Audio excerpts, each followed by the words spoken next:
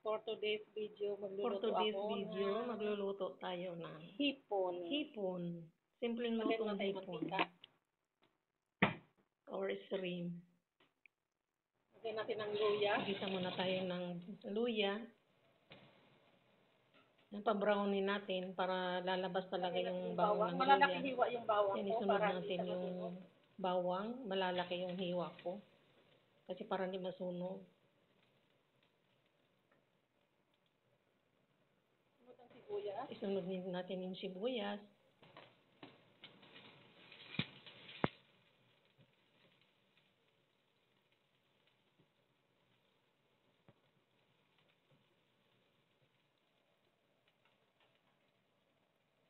Ng isang kutsaritang sugar. Maglagay tayo ng isang kutsaritang brown sugar.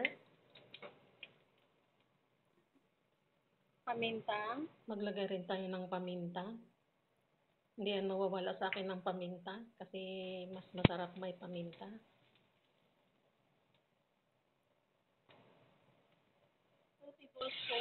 Maglagay tayo 2 tablespoon soy sauce. Kahit anong toyo, pwede. Maglagay na ako 2 tablespoon na oyster sauce.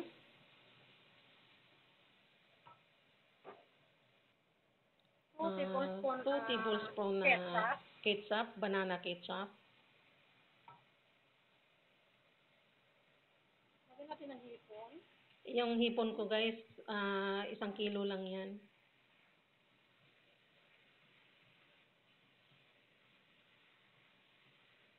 Isang kilo o half kilo lang yata. Kalimutan ko na. Huwag i-overcook yung hipon kasi titigas. Takpan natin saglit. Takpan muna natin ng sandali. Buksan na natin. Lagyan natin ng bell pepper. Maglagay tayo ng bell pepper, yung red bell pepper. Pandagdag lasa yan. Lagay tayong konting cornstarch. Maglagay ako ng cornstarch. Half kutsarita lang yung cornstarch kasi parang hindi masyado siyang lumambot. Yummy na, yummy. O malapot.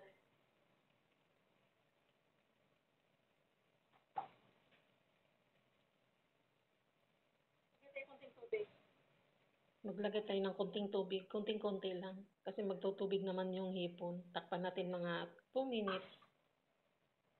Yan, pausan natin after 2 minutes. Malapit na yan maluto guys.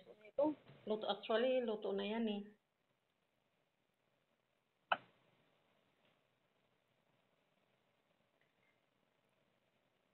Lagay tayo ng dahon ng sibuyas. Maglagay ako ng spring onion o sibuyas dahon. Pandagdag lasa na yan. Yan guys, luto na yan guys. Ready to serve na. Yan, salamat pala sa mga aking viewers, sa aking mga subscribers na nanonood sa aking mga video. Salamat sa inyo. Kung saan man kayo sa mundo, maraming salamat.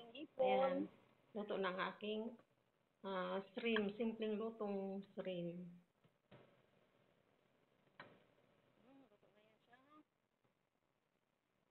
For watching. Thank you sa aking mga subscribers, viewers.